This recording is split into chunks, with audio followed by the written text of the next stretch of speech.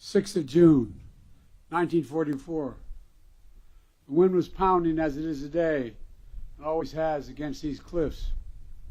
225 American Rangers arrived by ship, jumped into the waves, and stormed the beach.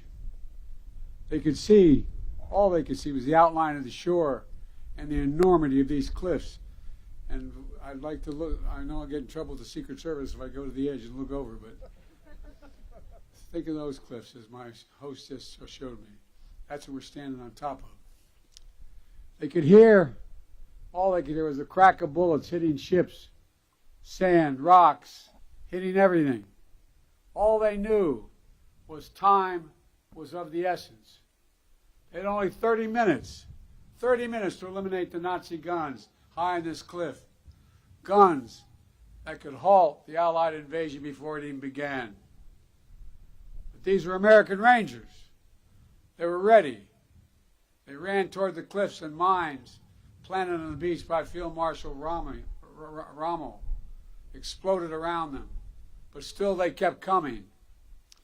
Gunfire rained above them, but still they kept coming. Nazi grenades thrown from above exploded against the cliffs, but still they kept coming. Within minutes, they reached the base of this cliff. They launched their ladders, their ropes, and grappling hooks, and they began to climb. When the Nazis cut their ladders, the Rangers used the ropes. When the Nazis cut their ropes, the Rangers used their hands. And inch by inch, foot by foot, yard by yard, the Rangers literally clawed their way up this mighty precipice until at last they reached the top. They breached Hitler's Atlantic Wall, and they turned in that one effort the tide of the war that began to save the world. Ladies and gentlemen, yesterday I paid my respects at the American Cemetery just a few miles from here, where many of those Rangers who died taking this cliff are buried. I spoke of what the fallen had done to defend freedom. Today, as I look out at this battlefield and all the bunkers and bomb craters that are still surrounded, one thought comes to mind. My God, how did they do it? How were these Americans willing to risk everything, dare everything, and give everything? There were Americans like Sergeant Leonard Lommel from New Jersey. He was one of the first Rangers to jump off his ship and run toward the cliff. He almost was shot right above the hip initially, and wasn't sure, but he was. He kept going. At one point, he was scaling the cliff. Another Ranger yelled, "I'm not sure I can make it." And Lommel yelled back with every ounce of strength he had in him, "You've got to hold on." And he did, and they did. Americans like Sergeant Tom Ruggiero from Massachusetts. A German shell hit his boat as he was approaching the shore. Everything exploded.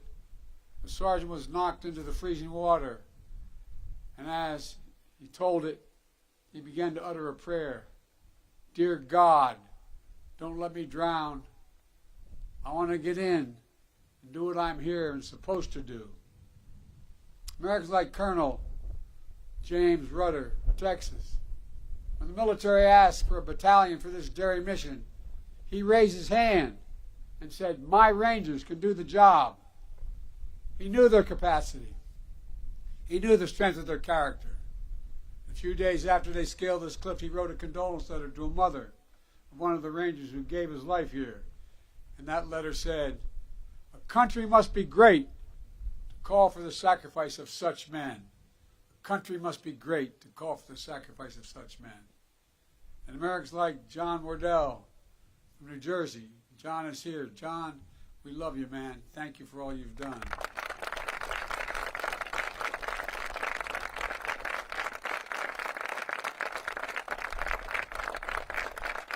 Deserve that and a lot more, John. Just 18 years old, he deployed to this cliff to replace the surviving Rangers on that D-Day invasion. He would go on to fight across France and Germany. In early December 1944, during one of those battles, shrapnel pierced his skull. But by Christmas, he was back, fighting with his unit. And here's what he said about what the notes he kept at that time. He said, knowing that my buddies and I always looked out for one another. That's why he came back. That's why he fought so hard to get back. He always looked out, and his buddies looked out for one another. When we talk about democracy, American democracy, we often talk about the ideals of life, liberty, pursuit of happiness. What we don't talk about is how hard it is. How many ways we're asked to walk away, how many instincts are to walk away. The most natural instinct is to walk away, to be selfish, to force our will upon others, to seize power, never give up. American democracy asks the hardest of things, to believe that we're part of something bigger than ourselves. So democracy begins with each of us. It begins when one person decides there's something more important than themselves. When they decide the person they're serving alongside of is someone to look after. When they decide the mission matters more than their life. When they decide that their country matters more than they do. That's what the Rangers at Pointe du Hoc did. That's what they decided. That's what every soldier and every Marine who stormed this beaches decided. A feared dictator had conquered a continent, had finally met his match. Because of them, the war turned. They stood against Hitler's aggression.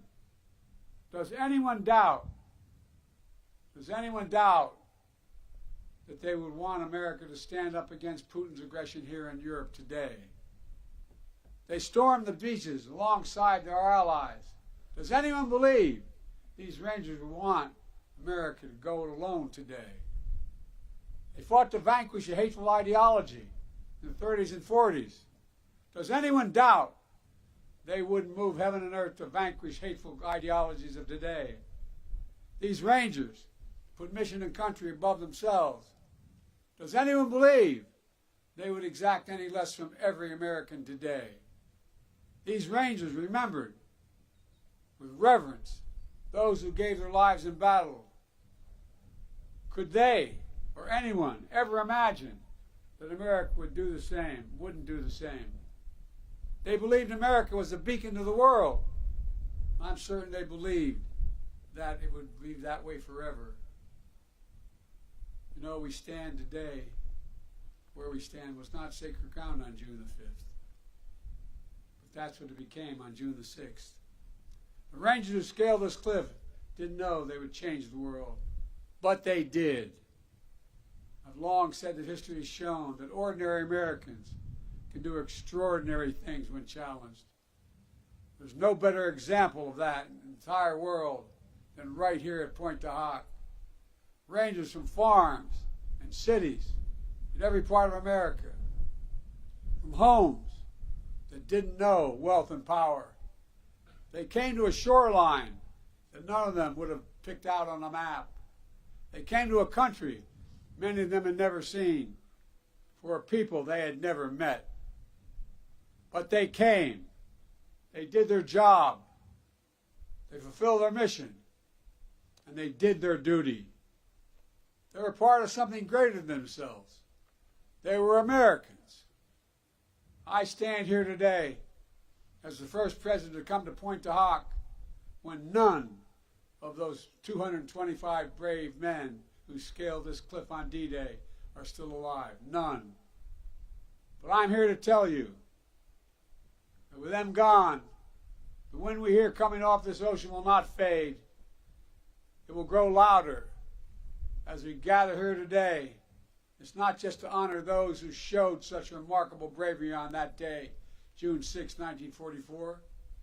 It's to listen to the echoes of their voices, to hear them, because they are summoning us, and they're summoning us now. They ask us, what will we do? They're not asking us to scale these cliffs, but they're asking us to stay true to what America stands for. They're not asking us to give or risk our lives, but they are asking us to care for others in our country more than ourselves. They're not asking us to do their job. They're asking us to do our job, to protect freedom in our time, to defend democracy, to stand up aggression abroad and at home, to be part of something bigger than ourselves. My fellow Americans, I refuse to believe, I simply refuse to believe that America's greatness is a thing of the past. I still believe there's nothing beyond our capacity in America when we act together. We're the fortunate heirs of the legacy of these heroes, those who scaled the cliffs of Pointe du Hoc. We must also be the keepers of their mission, the keepers of their mission, the bearers of the flame of freedom that they kept burning bright. That is the truest testimonial to their lives. Our actions every day to ensure that our democracy endures and the soul of our nation endures. To come here simply to remember the ghosts of Pointe du Hoc isn't enough. We need to hear them. We have to listen to them. We need to listen to what they had. We need to make the solemn vow to never let them down. God bless the fallen. God bless the brave men who scaled these cliffs. May God protect our troops. God bless America.